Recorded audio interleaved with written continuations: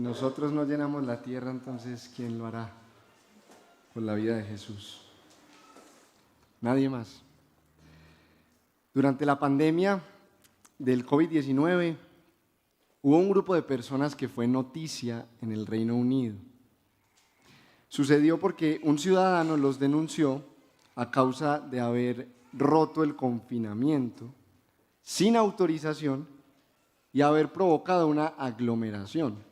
Ustedes se acuerdan que por esos días ese era el peor delito, entre comillas. Después de haber informado a la policía, en cuestión de pocos minutos, había 4 patrullas totalmente armadas en el lugar.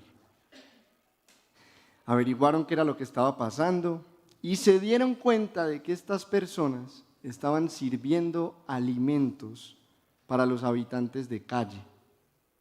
También les estaban prestando servicios básicos médicos y sanitarios y les estaban permitiendo el acceso a ciertos albergues y refugios. Algunos incluso se los estaban llevando a su propia casa. Resulta que se trataba de una iglesia cristiana. Los miembros y aún el pastor principal estaban ahí sirviendo a los indigentes. Después de identificar al pastor, uno de los policías se le acercó y lo interrogó muy incisivamente. A lo que el pastor contestó, como alguna vez lo hizo Jesús: yo les he mostrado muchas obras irreprochables que proceden del Padre. ¿Por cuál de ellas me quieren apedrear? La única diferencia es que el pastor dijo: ¿por cuál de ellas me quieren encarcelar? No hubo respuesta. El policía se quedó mirándolo por unos instantes fijamente, después repasó toda la escena a su alrededor, se dio media vuelta en absoluto silencio y se fue.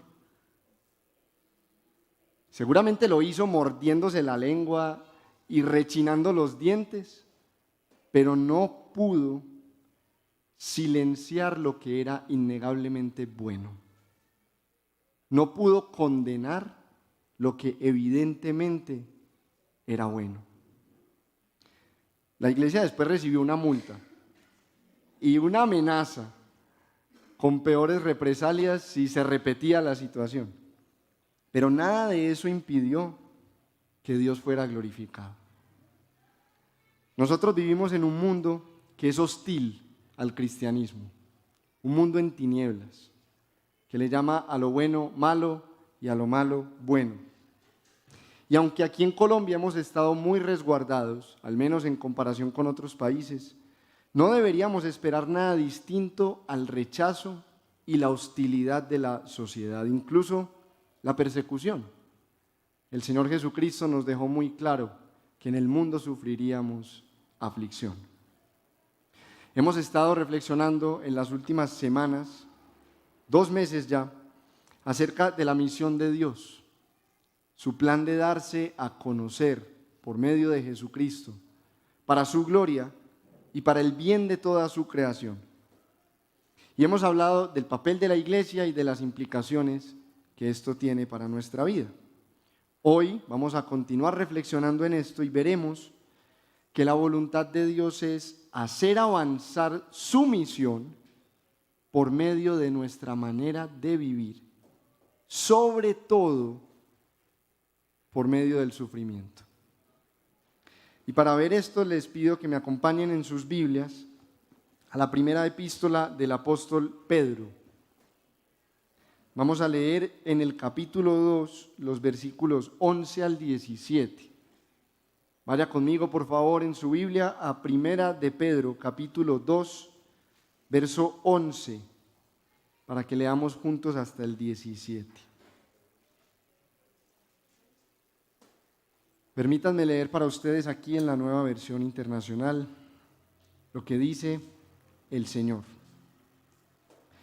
Queridos hermanos, literalmente amados, les ruego como a extranjeros y peregrinos en este mundo, que se aparten de los deseos pecaminosos que combaten contra la vida.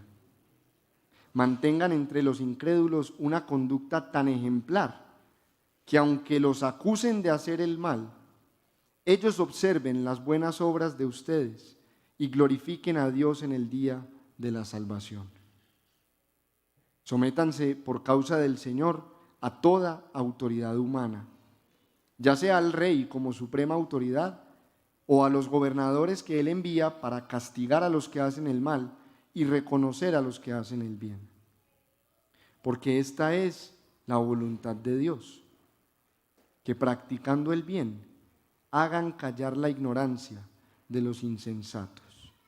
Eso es actuar como personas libres, que no se valen de su libertad para disimular la maldad, sino que viven como siervos de Dios. Den a todos el debido respeto, amen a los hermanos, teman a Dios, respeten al Rey. Padre, que el poder de la vida, la muerte y la resurrección de Jesucristo nos permitan vivir a la altura de nuestra identidad y de nuestro llamado. Ayúdanos hoy a escucharte y ayúdame a mí a predicar una vez más con fidelidad, en el nombre de Jesús. Amén. Entonces, en resumidas cuentas, podríamos decir que este texto nos enseña que nuestra buena conducta en el sufrimiento avanza la misión de Dios. Pero vamos a desglosar esa idea en 3 implicaciones para la vida en misión. 3 implicaciones para la vida en misión. Número 1, la vida en misión se vive entre los incrédulos. Número 2, la vida en misión conlleva sufrimiento. Y número 3, la vida en misión es ejemplar. Entonces, la vida en misión se vive entre los incrédulos. Yo sé que esto suena demasiado obvio, pero aún así parece que es necesario que nos lo recordemos. Nosotros somos llamados a vivir en el mundo, rodeados por los incrédulos y constantemente interactuando con ellos. El versículo 12 lo dice así literalmente: mantengan entre los incrédulos una conducta ejemplar. El mundo es el campo para nuestra misión y todos los que no conocen a Dios son nuestro objetivo principal, son el foco de nuestra atención. El pastor Federico nos recordó la semana pasada que los cristianos no somos de este mundo, pero que sí estamos en él. Dios nos rescató del mundo, pero nos ha enviado de vuelta al mundo. El deseo de Jesús mismo es que vivamos en santidad aquí. Fede nos recordaba su oración: no te pido que los quites del mundo, sino que los guardes del maligno. Si Jesús quisiera que fuéramos quitados del mundo, le habría pedido eso al Padre y ya nos habría llevado con él. Pero hay una razón por la cual no lo ha hecho y por la cual todavía estamos aquí. Y es porque podemos y debemos dar a conocer sus virtudes, las virtudes de Dios y las obras que ha hecho por medio de Jesús, para darse a conocer y para el bien de su creación. Pero seamos sinceros, es más cómodo vivir entre los cristianos, ¿o no? Esa es una de las razones por las cuales nos encanta el domingo en la mañana, porque es que reunirse con los hermanos es un deleite. Congregarse es un mandato para nuestro bien, dice en la carta a los Hebreos, pero nosotros disfrutamos mucho cumpliendo y obedeciendo ese mandato. Muchos aquí quisieran trabajar en un ministerio cristiano, estudiar en una universidad cristiana o vivir en su casa con gente cristiana. Y también, si seguimos siendo honestos, podemos pensar en todas las veces en que hemos estado en un retiro espiritual o en un campamento de jóvenes o algo parecido y no queremos volver. Quisiéramos de alguna forma que esa fuera la normalidad y no regresar a nuestra vida cotidiana. Pero esto no significa que debemos cerrarnos al mundo. La iglesia no debe vivir de espaldas a los incrédulos, sino entre ellos y con ellos.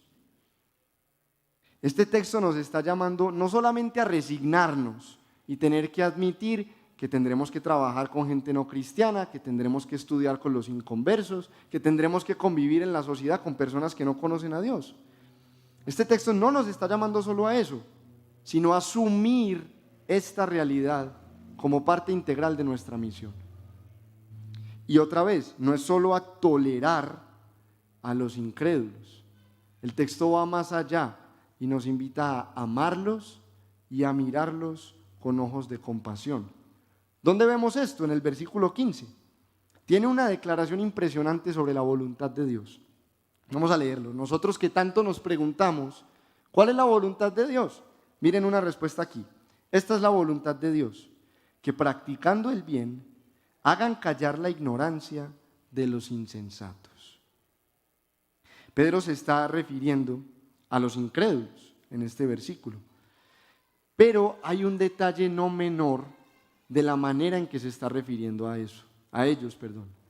Noten que no está despotricando en su contra, ni los está insultando, ni está diciendo nada ofensivo acerca de ellos. No los está maldiciendo, les llama ignorantes y les llama insensatos. Eso puede sonar ofensivo para algunos, claro que sí, pero el punto de Pedro es más bien describirlos con condescendencia. Él los mira como personas que casi le producen lástima. Son ignorantes, desconocen, son insensatos, son necios, carecen de la sabiduría necesaria para vivir de otra manera. Y esto es más impresionante si pensamos que algunas de esas personas eran abiertamente malvadas y rebeldemente obstinadas. Pero Pedro prefiere mirarlas a la luz de una clara compasión. ¿Y por qué? Porque Pedro se acuerda de cómo era él antes. Y si nosotros somos sinceros, tendríamos que admitir que nosotros fuimos exactamente iguales o peores que todos esos que hoy están en la ignorancia antes de conocer a Dios. Miren cómo Pedro les recordaba esto en el primer capítulo de su epístola, verso 14. Como hijos obedientes, no se amolden a los malos deseos que tenían antes. ¿Antes cuándo? Cuando vivían en la ignorancia. La audiencia de Pedro alguna vez fue tan ignorante como los incrédulos con los que ahora eran llamados a convivir y delante de los cuales debían mantener una conducta intachable. Hermanos, la única razón que nos diferencia de los que no conocen a Dios es que Él nos llamó de las tinieblas a su luz admirable. La única razón por la que hoy no estamos en la ignorancia de Dios y de su voluntad es porque cuando antes no habíamos recibido misericordia, ahora sí la hemos recibido. Ahora nuestra misión es hacer lo mismo con los que permanecen en la ignorancia que nosotros alguna vez habitamos. Y esto es muy importante porque nosotros tenemos la tendencia a creernos y sentirnos mejores que ellos, como si hubiéramos hecho algún descubrimiento por nosotros mismos, o como si hubiéramos logrado algo por nuestra propia iniciativa. Pero no es así. A la luz de esta realidad, nosotros no tenemos ninguna razón para vivir enojados contra el mundo, para vivir discutiendo en las redes sociales, criticando todo lo que vemos en televisión, juzgando todo lo que hacen todos. Nosotros no somos llamados a odiar al mundo. Nosotros somos los testigos de Cristo para el mundo. Entonces, quisiera preguntarte, ¿cuál es tu actitud general hacia los no cristianos? ¿Cuál es tu disposición normal hacia ellos? ¿Cómo los ves? ¿Cómo te acercas a ellos? ¿Con qué clase de actitud? ¿Con qué clase de disposición? ¿Tienes amigos no creyentes?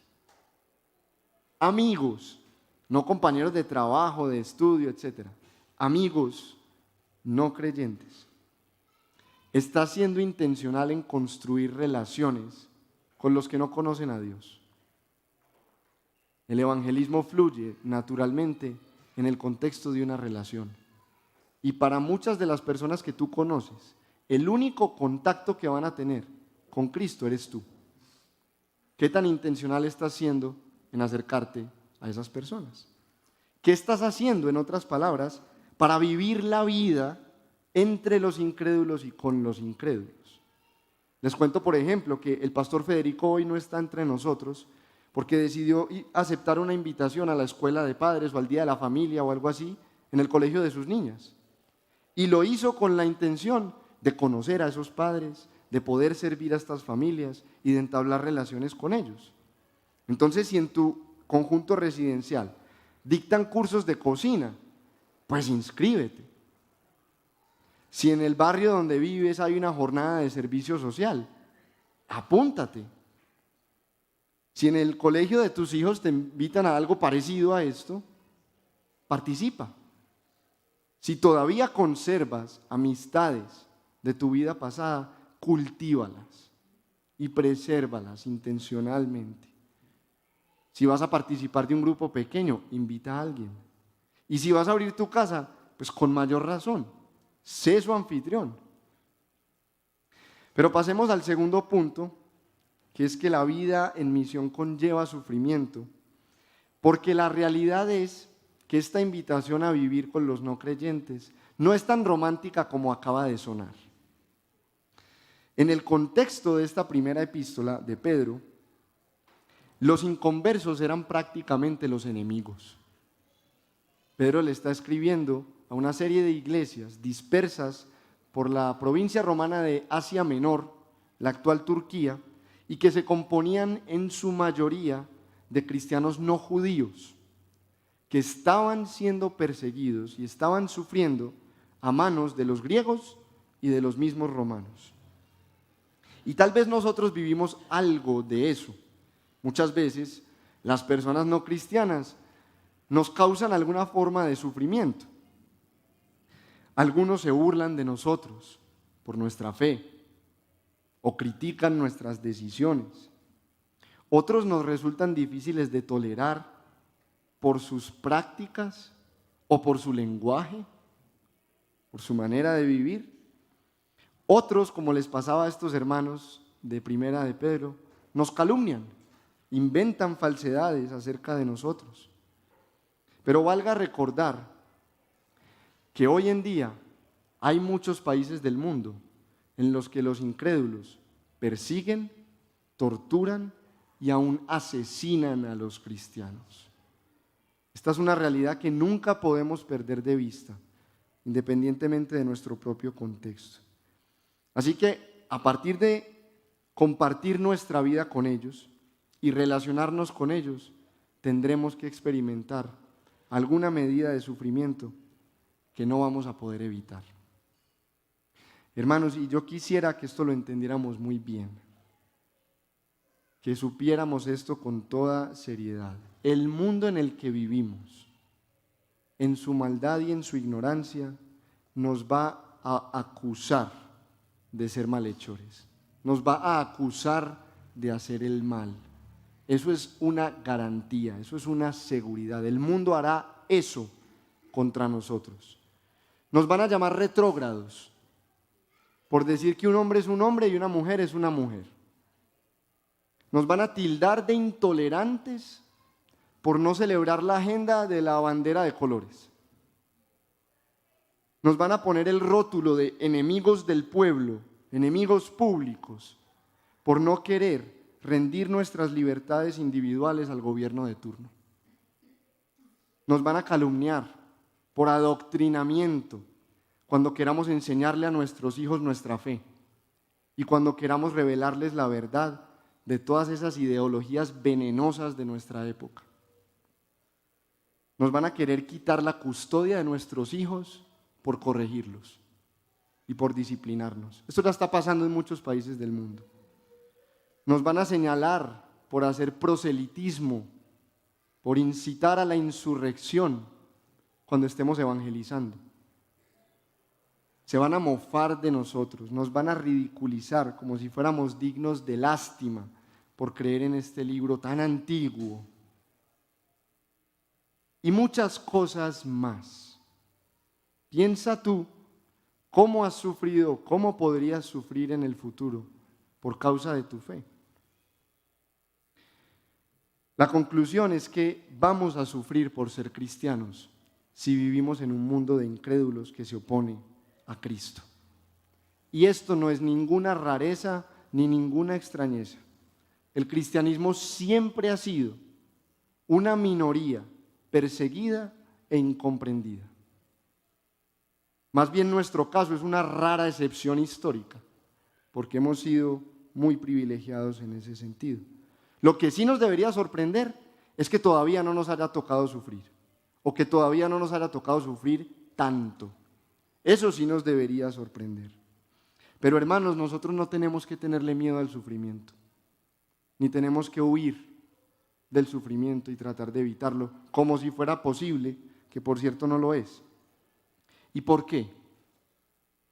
Nosotros podemos abrazar el sufrimiento como parte de nuestro llamado, y de nuestra misión. ¿Por qué? Por 3 razones que Pedro le recordaba a estos hermanos y que yo quiero recordarnos a nosotros. En primer lugar, porque sufrir a causa de Cristo, por esa razón, es un privilegio que nos identifica profundamente con Él. Pedro lo decía así al final de su carta: dichosos ustedes, dichosos, bienaventurados, inmensamente felices, si los insultan por causa del nombre de Cristo, porque el glorioso Espíritu de Dios reposa sobre ustedes. Que ninguno tenga que sufrir por asesino, ladrón o delincuente, ni siquiera por entrometido. Pero si alguien sufre por ser cristiano, no se avergüence, sino que alabe a Dios por llevar el nombre de Cristo. Primera de Pedro 4, 14 al 16. En segundo lugar, porque el sufrimiento sirve para purificar nuestra fe. Es una paradoja, pero sufrir por Jesús nos afirma más en Él. Hace que nuestra fe sea más auténtica cuando participamos de sus sufrimientos. Es como si Dios en su soberano gobierno trastocara el sufrimiento y en vez de hacernos un mal, nos termina haciendo un bien. Miren como lo decía Pedro también: el oro, aunque perecedero, se acrisola al fuego.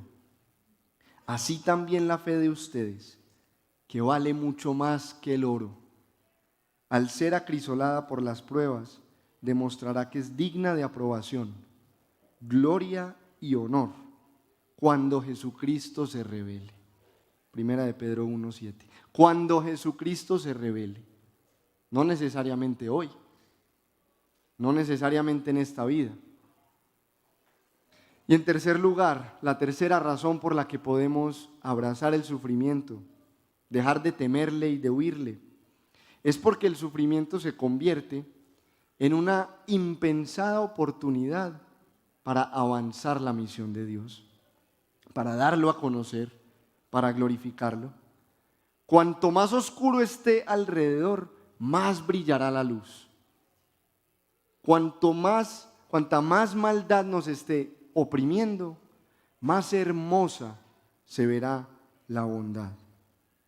Es precisamente en medio de las calumnias y soportando las injusticias que los incrédulos glorificarán a Dios, según leímos en ese versículo 12. Y esto nos conecta con el tercer punto.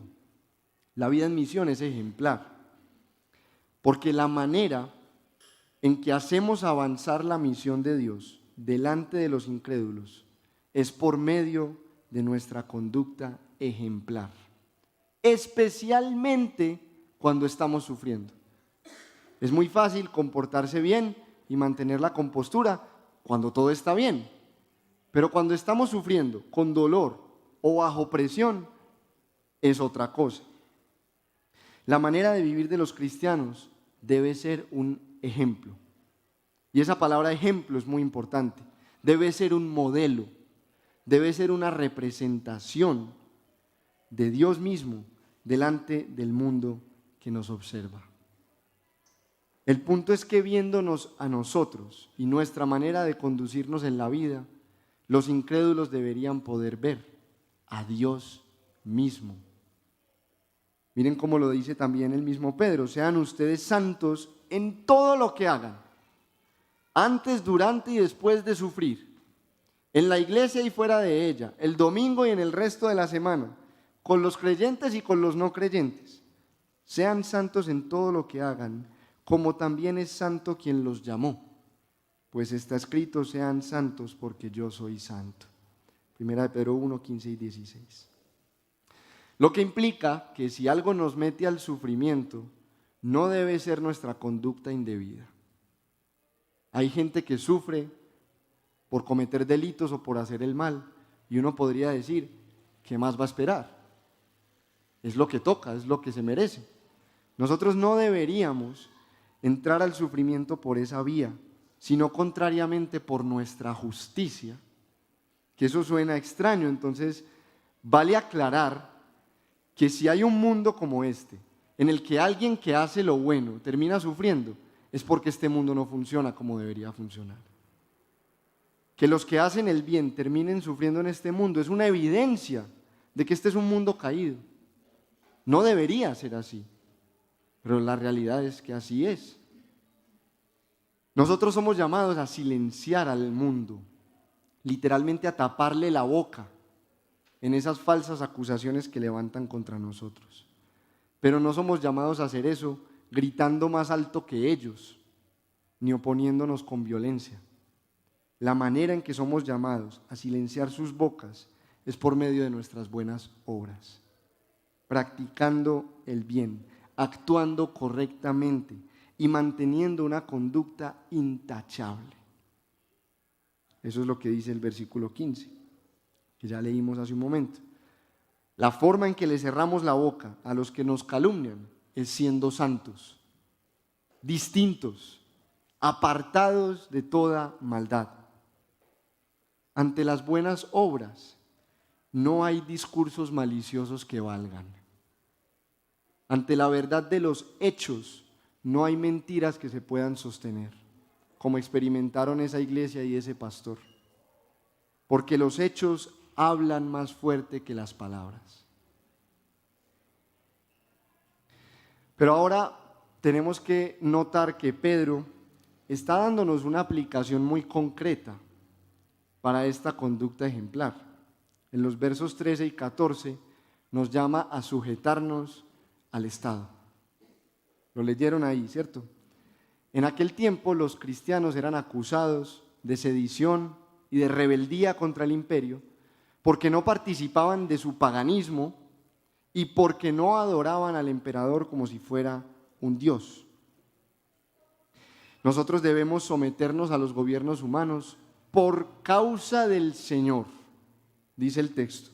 Es decir, reconociendo que Dios es el que pone las autoridades, que Él es soberano sobre ellas, y deseando que Dios no sea de ninguna manera deshonrado por nuestro comportamiento delante de ellos. Los cristianos no deben ser vistos como gente revoltosa, como gente problemática, insubordinada, rebelde, mucho menos como gente violenta. Los cristianos deben ser un ejemplo de sumisión y de buena conducta. Ninguna circunstancia nos permite tomar represalias, ni siquiera contra los que nos oprimen. Y a pesar de que la iglesia ha sido brutalmente oprimida durante todos los siglos de la historia por gobiernos corruptos y sanguinarios, miren lo que decía Tertuliano en su época, bajo uno de los más duros emperadores romanos. Tertuliano fue uno de los padres de la iglesia y decía: en este momento hay muchos creyentes en la cárcel, pero ninguno está allí por cometer delito alguno, sino solamente por causa de su fe. Hermanos, la próxima semana, dentro de 8 días exactamente, se posesiona nuestro nuevo presidente con todo su gabinete. Y gústenos o no, tendremos que vivir sujetos a su gobierno, haciéndole bien a todo el mundo, aunque nos hagan sufrir. No tienes que irte del país, ni vivir en la amargura, o el temor o la rebeldía, porque Dios gobierna en el cielo y en la tierra y debajo de la tierra. Y todos acabamos de cantar, y yo los escuché cantar, que Dios es nuestro consolador y el defensor de los débiles. ¿Lo creemos?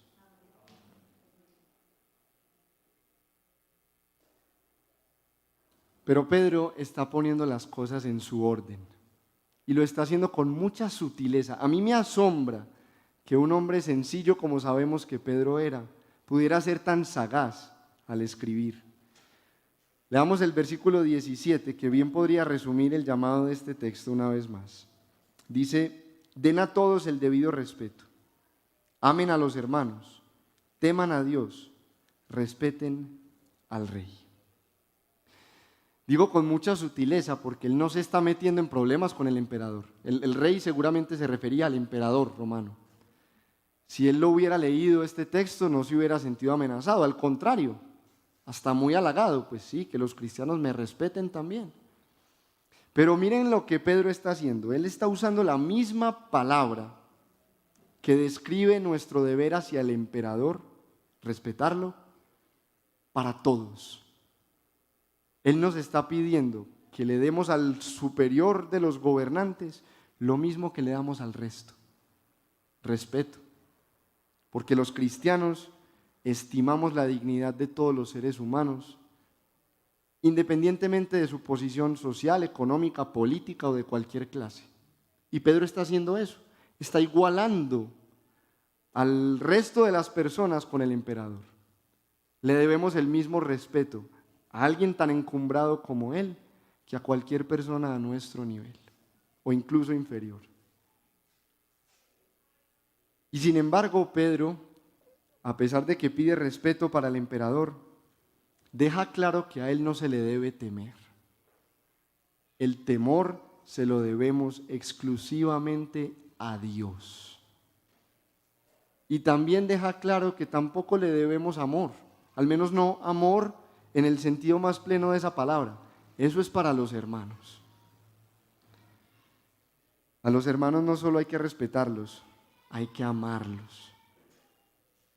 Finalmente vemos que este texto también nos dice que nosotros somos siervos de Dios, literalmente sus esclavos, en el versículo 16. Pero hay una curiosidad, el texto también nos dice que somos libres.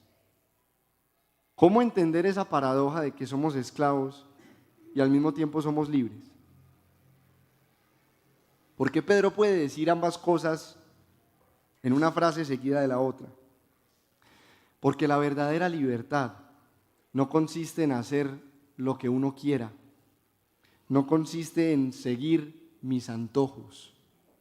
Eso es ser esclavo de tus propios deseos. La verdadera libertad consiste en querer hacer lo bueno y poder hacerlo. En otras palabras, ser libre es seguir la voluntad de Dios independientemente de las presiones externas e independientemente de las consecuencias. Esa es la verdadera libertad. Yo hago lo que Dios manda porque es lo correcto, independientemente de que me presionen, de que me amenacen, de que eso me traiga consecuencias o represalias. Que los incrédulos nos hagan sufrir no es razón para hacerles el mal. Y que suframos por hacerles el bien no es razón para dejar de hacerles el bien. Nosotros somos en Cristo tan libres que podemos, en sumisión a Él y confiando en Él, sujetarnos hasta un gobierno corrupto e injusto y asumir el sufrimiento que nos traiga, actuando debidamente en toda circunstancia. Eso es ser verdaderamente libre. Cuando nada más que el amor de Cristo nos constriñe, cuando nada nos obliga, cuando nada nos hace sentir amenazados o impedidos. Como cantaban los gitanos de la Iglesia del Camino que yo visité tantas veces en Barcelona, a veces lloramos, a veces reímos, con problemas o sin ellos, a Cristo seguimos. A veces lloramos, a veces reímos, con problemas o sin ellos, a Cristo seguimos. Seguimos a un Salvador sufriente. Seguimos al que dijo que hacerlo sería andar por un camino estrecho. Pero seguimos al que ofreció la vida plena y la vida eterna. Entonces, en conclusión, mis hermanos, así como le pasó a ese pastor y a esa iglesia en Gran Bretaña, llegará el día en que los incrédulos alabarán a Dios por nuestras buenas obras. Yo no sé si ese día es el día de su salvación o el día de su condenación, pero ese día llegará. Y también llegará el día en que nosotros recibiremos la recompensa y la alabanza de parte de Dios mismo por esas buenas obras. Esas obras que hoy son calumniadas y malinterpretadas y criticadas. Esas mismas obras recibirán la alabanza de Dios. Y por eso nosotros podemos vivir con los incrédulos y entre los incrédulos, a pesar de que nos hagan sufrir. Por eso nosotros podemos comportarnos siempre de manera correcta, porque somos libres y confiamos toda justicia a Dios. Y porque el sufrimiento nos afirma nuestra fe y avanza la misión que Cristo nos dejó en esta tierra. Y yo sé que muchos de nosotros pensamos al escuchar esto, está bien, Pastor Juanjo, eso suena muy bonito, pero la verdad es que yo no quiero sufrir. La verdad es que a mí no me gusta el sufrimiento. Yo muchas veces prefiero adaptarme al mundo con tal de no enfrentarme a una burla, una oposición, un rechazo o cualquier represalia. Yo me siento satisfecho y agradecido por ser salvo, pero no sé si me preocupa tanto la salvación de otros, al menos no como para estar dispuesto a sufrir por eso. Yo trato de mantener una buena conducta y todo, pero cuando me buscan me encuentran. Cuando me sacan la piedra, yo respondo. Si me tratan mal, ya no soy capaz de tratar bien. Y hasta trato peor. O alguien podrá decir con mucha sinceridad, mi conducta no tiene nada de ejemplar. Si alguien observara mi vida, jamás creería que yo soy cristiano. Mi carácter, mi temperamento, mi testimonio, mis palabras, mis decisiones, todo eso más bien le trae deshonra a Jesús. Yo he sido la razón de que muchas personas estén sufriendo. Mi esposa, mis hijos, la gente que trabaja conmigo, o póngale el nombre que le quiera poner. Si nosotros nos encontramos ahí, el Señor nos anuncia buenas noticias. Jesús, el Hijo de Dios, sufrió toda la injusticia de un mundo cruel y malvado. Toda. Jesús sufrió rechazo, burlas, traición, corrupción, envidias, calumnias, torturas y la muerte misma. Lo hizo en completo silencio y absoluta sumisión. Como un cordero fue llevado al matadero y enmudeció. Siendo completamente santo y perfectamente inocente. Pero Jesús no solo estaba sufriendo el mal en general, el mal del mundo. Jesús estaba sufriendo mi mal y Jesús estaba sufriendo tu mal, el tuyo, el que tú has causado y el que te han causado. En un sentido muy real, Jesús estaba sufriendo por ti, por tu culpa, por tu causa, pero también en tu lugar. Y ese sufrimiento suyo, ajeno, no nuestro, ese sufrimiento es nuestro mayor bien. Esa justicia suya, no nuestra, esa justicia es nuestra mayor seguridad. Es nuestra salvación.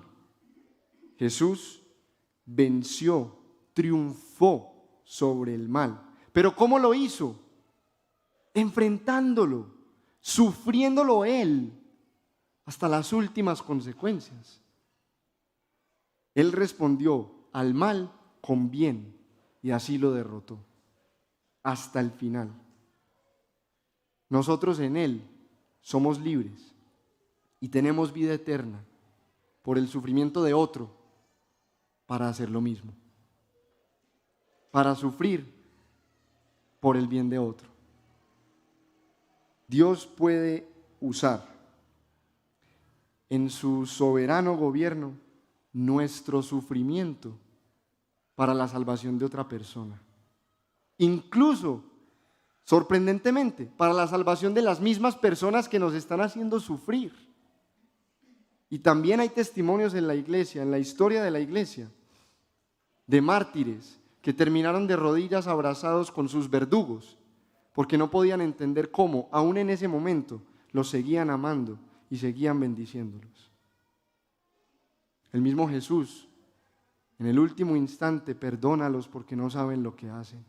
Y uno de los centuriones romanos ve eso y dice, verdaderamente este era el Hijo de Dios, porque ¿quién más hace eso?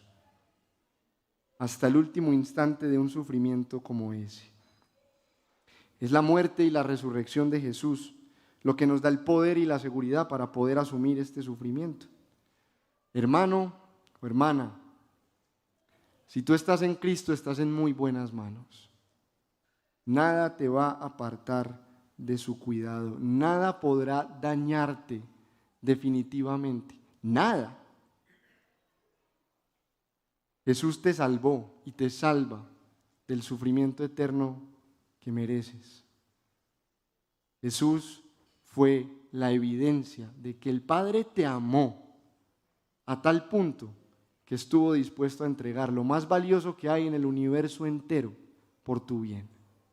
Tú puedes confiar que en medio del sufrimiento Él te dará todo lo que necesitas. ¿No lo decía el apóstol Pablo de esa forma? El que no escatimó a su propio Hijo, ¿cómo no nos dará con Él todas las cosas? Ahora somos libres para vivir en santidad, para hacer el bien y para glorificar a Dios, aunque suframos por eso. Y así como la muerte de Cristo tuvo el efecto de restaurarnos a los que nos habíamos extraviado, qué privilegio sería pensar que Dios pueda usar nuestro sufrimiento de manera análoga para hacer lo mismo con otros, para rescatar a los que se han extraviado. Tu vida no es tuya, tu vida fue comprada a precio de sangre. Y dice Pablo que Dios lo hizo así para que ya no vivamos para nosotros mismos, sino para el Señor que murió por nosotros. Entonces, hermanos, vivamos para Cristo y si es necesario, suframos por Él. Nos espera la gloria. Somos extranjeros y peregrinos por esta tierra. Estamos de paso. Y todo lo que vivamos aquí será efímero, incluyendo los sufrimientos, en comparación a la gloria que nos espera. Entonces, para terminar, déjame preguntarte, ¿estás sufriendo por hacer el mal? ¿O estás sufriendo las consecuencias de tu propio pecado? Arrepiéntete. Pon tu confianza en Jesucristo, en su poder redentor. El Salvador te ofrece perdón. ¿O estás sufriendo por el pecado de otro? ¿Por el mal que otros traen a tu vida? Entrégate a tu fiel Creador y sigue practicando el bien. ¿O estás sufriendo por hacer el bien? ¿Estás sufriendo por ser cristiano? Entonces, ánimo, porque esa es la voluntad de Dios. Y algún día, cada vez está más cerca, Dios será glorificado. Por eso que hoy te hace sufrir, y tú recibirás de Él mismo tu recompensa. El mal ha sido vencido por el bien, y ahora somos nosotros quienes encarnamos y representamos esa realidad. El triunfo de Cristo es nuestro consuelo y nuestra fortaleza para seguir adelante hasta que por fin encontremos el descanso tan anhelado. Vamos a orar a la luz de lo que Pedro le decía a estos hermanos casi al final de la epístola. Después de que ustedes hayan sufrido un poco de tiempo, Dios mismo, el Dios de toda gracia, que los llamó a su gloria eterna en Cristo, los restaurará y los hará fuertes, firmes y estables. Dios mismo. Dios no le va a delegar esto a nadie más, ni siquiera al ángel más encumbrado de todos. Dios mismo, el Dios de toda gracia, los restaurará, los hará fuertes, firmes y estables. A Él sea el poder por los siglos de los siglos. Amén. Toma un momento para reflexionar por qué Dios te está diciendo esto hoy. Porque esta es la palabra viva de Dios para nosotros. ¿Por qué Dios te está diciendo esto precisamente hoy? ¿En qué estás sufriendo por ser cristiano? ¿O en qué crees que puedes sufrir en el futuro cercano por ser cristiano? ¿O cómo estás sufriendo en general? ¿Cómo te puede consolar la verdad de este texto? La vida, la muerte y la resurrección de Jesús.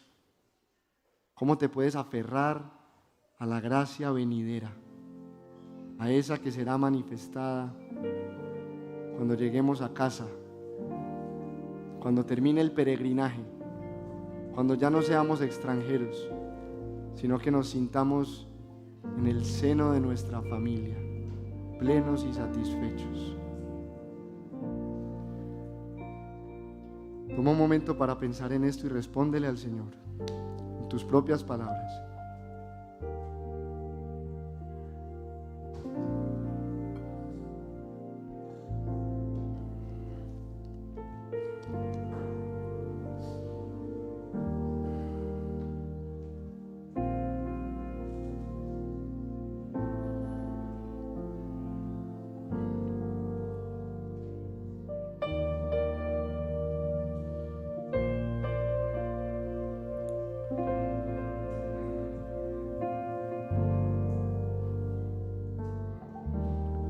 Señor, nosotros no solo somos débiles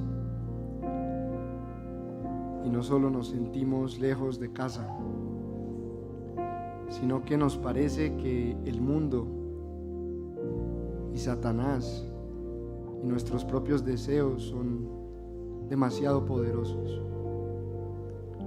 Nosotros no sabemos responder a muchas de estas preguntas. No nos imaginamos cómo podríamos sufrir por causa tuya. Y nosotros tenemos temor al sufrimiento. Entonces acudimos a ti, a nuestro glorioso Salvador, que fue descrito como un varón de dolores, hecho para el sufrimiento. Y confiamos que de alguna manera misteriosa para nosotros, tu soberanía y tu providencia se encargarán, como es tu promesa, de hacer que todas las cosas obren para nuestro bien, para el bien supremo de hacernos como Jesús y conocerlo y revelarlo a la creación, para el bien supremo de verte glorificado y adorado por todos los rincones de la tierra. Nosotros confiamos en ti, Señor. Nos afirmamos hoy en tu sufrimiento por nosotros y descansamos en los efectos que tuvo, que ahora somos una nación santa, un pueblo escogido por ti, adquirido por ti,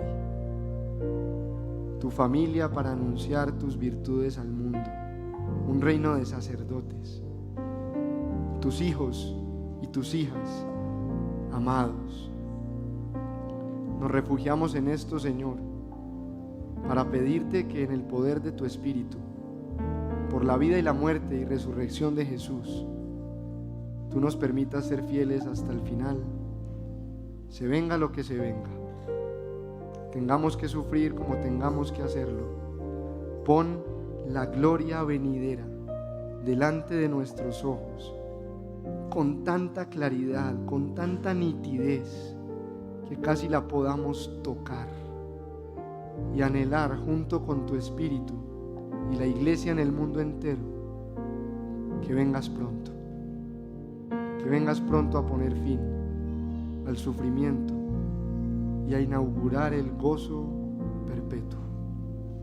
Te lo pedimos así en el nombre de Jesús. Amén.